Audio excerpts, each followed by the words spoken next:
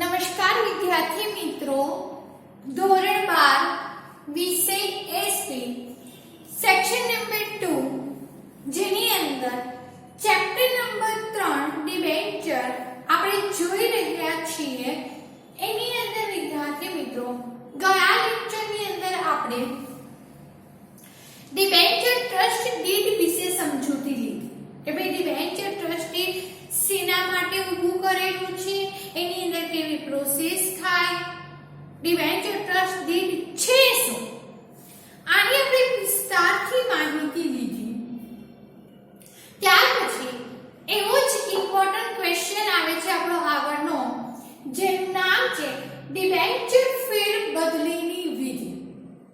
જો ડિબેન્ચર ફેરબદલીની વિધિ એની અંદર આપણે જોઈ ગયા છીએ કે જ્યારે મારી પાસે ડિબેન્ચર છે, સમય મર્યાદા પૂરી થશે એટલે કંપની મને બે ઓપ્શન આપે છે. કયા બે ઓપ્શન? પહેલું એવું કહે છે કે તમારે ડિબેન્ચરના બધા જ પૈસા પરત જોઈએ છે, આ પહેલો ઓપ્શન. બીજો ઓપ્શન કે ડિબેન્ચરનું તમારે ઇક્વિટી શેરની અંદર રૂપાંતરિત કરવું છે. જો આ ઓપ્શન અવેલેબલ હશે તોની વાત થાય છે. હા, જો કંપની ડિબેન્ચરનું ઇક્વિટી શેરની અંદર રૂપાંતરિત કરતી હશે ને તો કંપની તમને બે ઓપ્શન આપશે કે ડિબેન્ચરના નાણાં પરત જોઈએ છે કે પછી ઇક્વિટી શેરની અંદર રૂપાંતરિત કરવું છે. હું એમ કહું છું મારે પરત જોઈએ છે, અથવા કહું છું મારે ઇક્વિટી શેરની અંદર રૂપાંતરિત કરવું છે, અથવા મારી પાસે રહેલું ડિબેન્ચર મારે વેચવો છે, તો આ જે પ્રોસેસ થાય ને બાળકો, એને કહેવાય ડિબેન્ચર ફેરબદલી. હું જ્યારે ડિબેન્ચર ફેરબદલી કરવા જાઉં છું તો મારે મન ફાવે ને એવી રીતના ફેરબદલી ન કરી શકું. એના માટેની એક વિધિ આપેલી છે, એક પ્રક્રિયા આપેલી છે. એ પ્રક્રિયાને મારે ફોલો કરવી પડે, વન બાય વન એક એક સ્ટેપને મારે ઉચકવા પડે, એને કમ્પ્લીટ કરવા પડે, પછી જ ડિબેન્ચરની ફેરબદલી થાય. ક્લિયર? તો ડિબેન્ચર ફેરબદલીની વિધિ શું છે એ આપણે જોવાનું છે, અને વિધિ અને પ્રક્રિયા છે એટલે તમે તરત માઇન્ડની અંદર લાઈટ થવી જોઈએ કે પોઈન્ટ ટુ પોઈન્ટ જ લખાયેલું હોવું જોઈએ, આડા અવળું ચાલશે નહીં. અને આ ક્વેશ્ચન તમને 4 માર્ક્સની અંદર પૂછાય. ડિબેન્ચર ફેરબદલીની વિધિ જણાવો.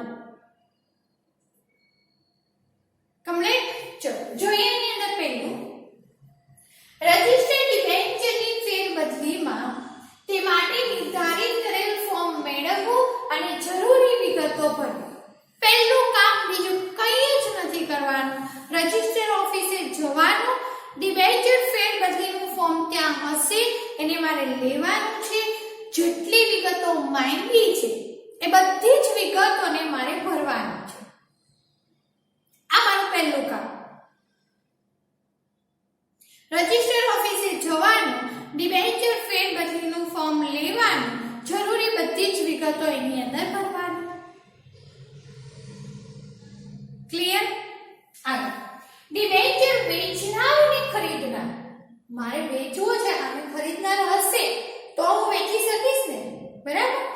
ડિબેન્ચર ખરીદનાર અને વેચનાર બંને પક્ષકારોના નામ, સરનામા, ડિબેન્ચરની વિગત, પ્રમાણપત્ર નંબર, જો બંને વેચનાર અને ખરીદનાર બંનેના નામ અને સરનામા લખવાનું. ડિબેન્ચરની વિગત એટલે કેટલા ડિબેન્ચર મારી પાસે છે, એમાંથી હું કેટલા વેચું છું, આને કહેવાય ડિબેન્ચરની વિગત. પ્રમાણપત્ર નંબર, કંપનીએ તમને પ્રમાણપત્ર આપેલું હશે, તમારી પાસે મારી કંપનીનું ડિબેન્ચર છે એના માટેનું પ્રમાણપત્ર હશે, તો એ પ્રમાણપત્ર નંબર તમારે ફોર્મની અંદર લખવાનો. ત્યાર પછી ક્રમ, ત્યાર પછી ડિબેન્ચરની સંખ્યા, કેટલા ડિબેન્ચર છે તે, અને ડિબેન્ચરની કિંમતની વિગત, કેટલી રકમના ડિબેન્ચર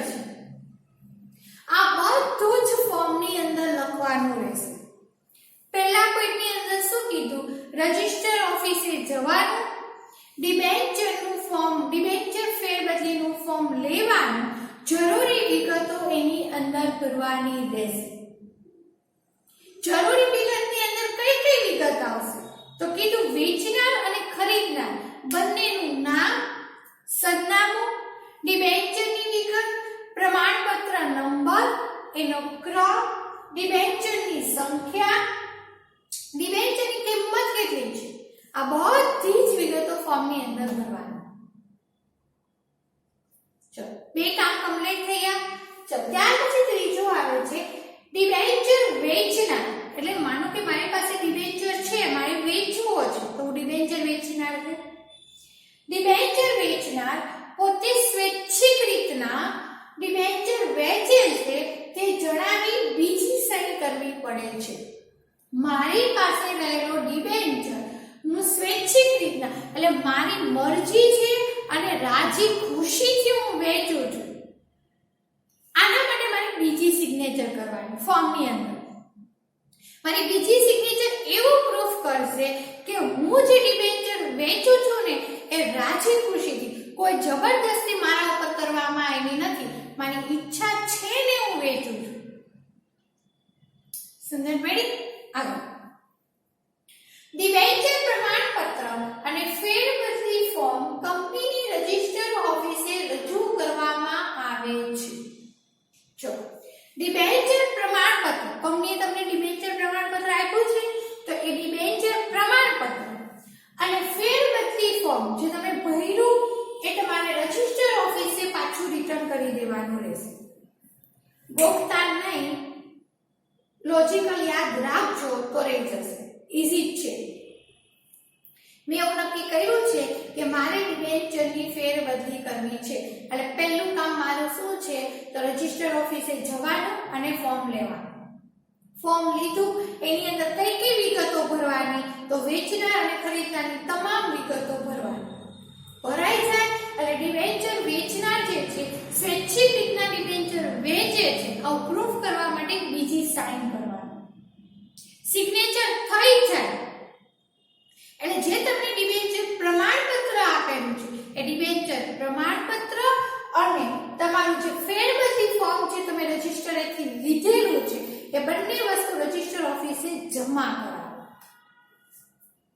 ચલો, એટલી પ્રોસેસ થઈ જાય પછી આગળ સેક્રેટરી ફોર્મની વિગત અને પ્રમાણપત્રની ચકાસણી કરીને નમૂનાની સહીની સરખામણી કરશે. અહીંયા સુધી બધું જ કામ કોનું હતું? Debenture holder. અહીંયા સુધી 4 પોઈન્ટ કોના હતા? Debenture holder.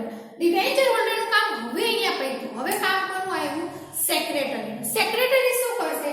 પ્રમાણપત્ર અને તમે જે ફોર્મ ભર્યું છે એની અંદર તમે જે સહી કરી છે એ સહીની તમે પ્રમાણપત્રમાં જે સહી કરી હશે ને બંનેની સરખામણી કરશે. સરખી છે કે નહીં? ફોર્મની અંદર કરેલી સહી અને પ્રમાણપત્રની અંદર કરેલી સહીની સરખામણી કરશે સેક્રેટરી.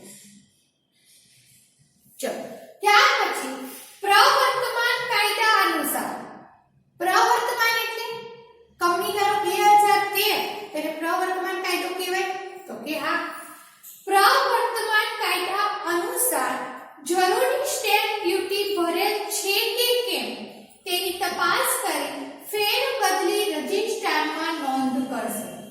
જો પ્રવર્તમાન કાયદા અનુસાર જરૂરી સ્ટેમ્પ ડ્યુટી, જ્યારે પણ ડિબેન્ચરની ફેરબદલી કરવાની થાય ને ત્યારે નક્કી કરેલી સ્ટેમ્પ ડ્યુટી ભરવી પડે છે.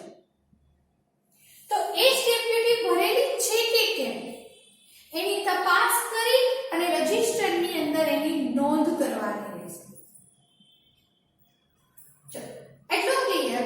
ત્યાર પછી કંપની સંચાલક મંડળની સભામાં ડિબેન્ચર ફેરબદલીની મંજૂરી અંગે ચર્ચા કરી ફેરબદલી મંજૂરી અંગેનો ઠરાવ પસાર કરવામાં આવે છે. શું કરવાનું? સંચાલક મંડળની સભાનું આયોજન કરવાનું. આયોજન કર્યું છે તો એની અંદર ડિબેન્ચર ફેરબદલી અંગેની ચર્ચા કરવાની. ચર્ચા થાય પછી બધા એગ્રી થાય એટલે ઠરાવ પસાર કરવાનો રહેશે. આગળ સંચાલક મંડળ ઠરાવના આધારે તમારે સેક્રેટરી ડિબેન્ચર પ્રમાણપત્રમાં ખરીદનારનું નામ દાખલ કરે છે અથવા નવું ડિબેન્ચર પ્રમાણપત્ર તૈયાર કરી ડિબેન્ચર ખરીદનારને તે મોકલી આપે છે. સંચાલક મંડળમાંથી મારે પરમિશન જોઈએ છે તો સંચાલક મંડળમાંથી પરમિશન મળે છે એટલે સંચાલક મંડળમાંથી જેવો ઠરાવ પસાર થશે સેક્રેટરી શું કરશે, જે ખરીદનાર વ્યક્તિ મેં જેને મારો ડિબેન્ચર વેચ્યો છે સામેવાળી વ્યક્તિ ખરીદનાર છે એ ખરીદનાર વ્યક્તિનું નામ પ્રમાણપત્રની અંદર દાખલ કરશે અથવા તો શું કીધું છે નવું જ પ્રમાણપત્ર બનાવી અને સેક્રેટરી વ્યક્તિને મોકલી આપે છે. કમ્પ્લીટ. ચલો પાછળ પરથી રિપીટ કરીએ. સેક્રેટરી શું કરશે, ફોર્મની અંદર કરેલી સહી અને પ્રમાણપત્રની અંદર કરેલી સહી બંનેની સરખામણી કરશે. એ થઈ જાય પછી પ્રવર્તમાન કાયદા અનુસાર સ્ટેમ્પ ડ્યુટી ભરેલી છે કે નહીં એ ચેક કરશે. એ થઈ જાય એટલે સંચાલક મંડળની સભા બોલાવશે. એની અંદર ડિબેન્ચર ફેરબદલી અંગેની મંજૂરી લેવામાં આવશે. મંજૂરી મળી જશે એટલે ઠરાવ પસાર થશે.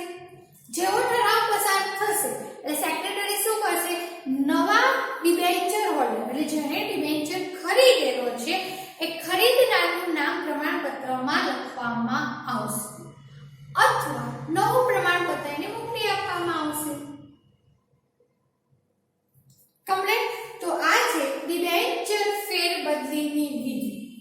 પહેલું શું કરવાનું, રજિસ્ટર ઓફિસે જવાનું અને ફોર્મ લેવાનું. બીજા પોઈન્ટની અંદર ફોર્મની અંદર બધી વિગતો ભરવાની. ત્રીજા પોઈન્ટની અંદર ડિબેન્ચર વેચનાર પોતે સ્વૈચ્છિક રીતના ડિબેન્ચર વેચે છે આવી બીજી વખત સિગ્નેચર કરવાનું. એ થઈ જાય એટલે ડિબેન્ચર પ્રમાણપત્ર અને ફેરબદલી ફોર્મ રજિસ્ટરે મોકલી આપવાનું.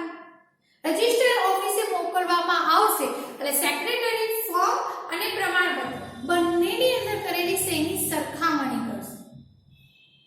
સરખામણી કર્યા પછી એ ચેક કરશે કે જેટલી બી સ્ટેમ્પ ડ્યુટી લાગે છે એટલે સ્ટેમ્પ ડ્યુટી ભરેલી છે કે નહીં. ચેક કર્યા પછી સંચાલક મંડળની સભાનું આયોજન કરશે.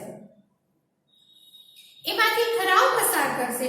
જેવો ઠરાવ પસાર થશે એટલે સેક્રેટરી ખરીદનારનું નામ પ્રમાણપત્રની અંદર દાખલ કરશે અને ખરીદનારને નવું પ્રમાણપત્ર મોકલી આપશે. કમ્પ્લીટ. તો આ છે ડિબેન્ચર ફેરબદલીની વિધિ. આ ક્વેશ્ચન બાળકો તમારે પાકી નોટબુકની અંદર લખવાનો રહેશે. 4 ગુણમાં પૂછાય છે. ફરીથી ડિબેન્ચર ફેરબદલીની વિધિ વાળો ક્વેશ્ચન તમારે પાકી નોટબુકની અંદર લખવાનો રહેશે 4 ગુણ માટે. કમ્પ્લીટ.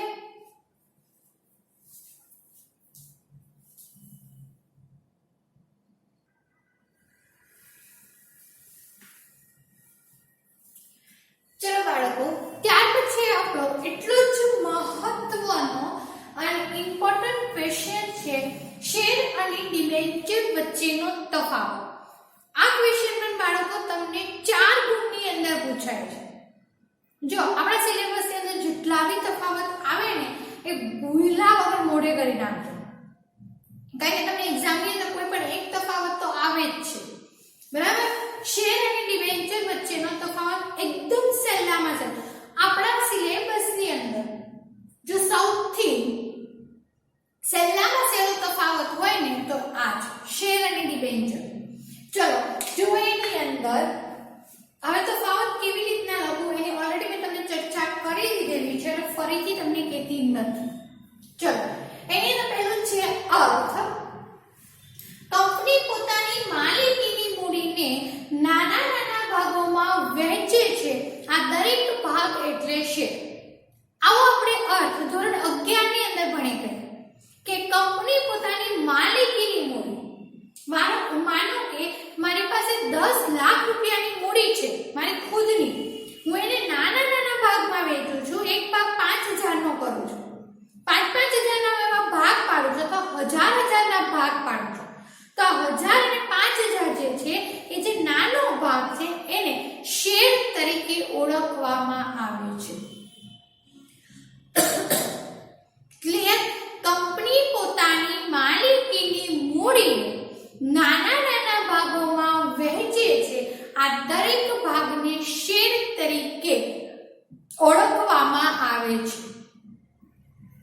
જ્યારે સામે જુઓ શું કીધું, જાહેર જનતા પાસેથી જે રકમ ઉછીની મેળવે છે તેને ડિબેન્ચર તરીકે ઓળખવામાં આવે છે. જાહેર જનતા પાસેથી જે મૂડી ઉછીની લેવામાં આવે છે તેને ડિબેન્ચર તરીકે ઓળખવામાં આવે છે. ક્લિયર? આગળ મૂડી કંપનીની માલિકીની મૂડી છે. શેર શું છે? કંપનીની માલિકીની મૂડી, જ્યારે ડિબેન્ચર ઉછીની લીધેલી મૂડી છે.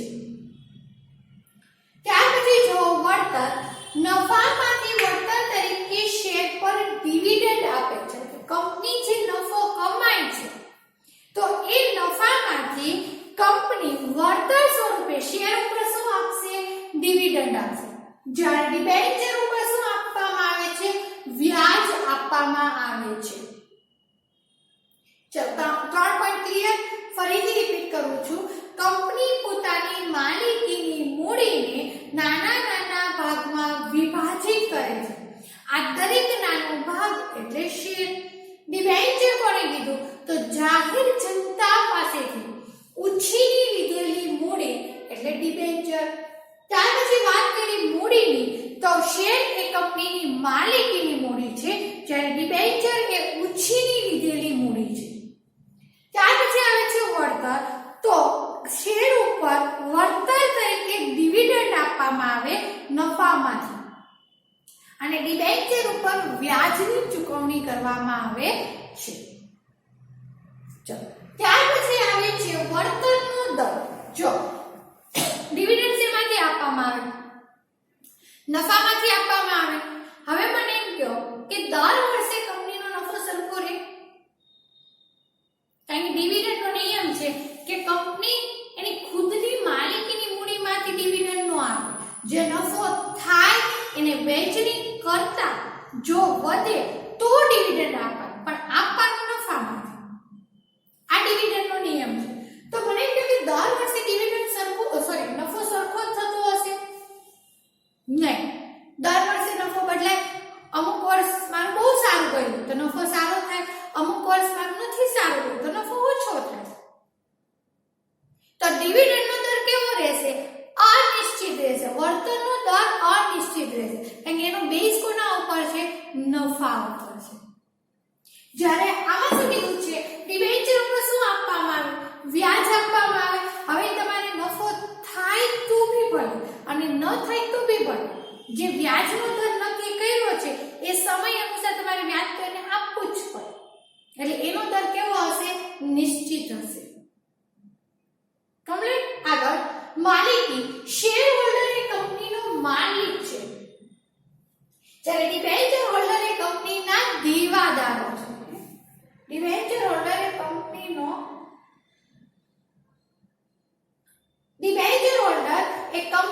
દેવાદાર છે. સમજણ પડી?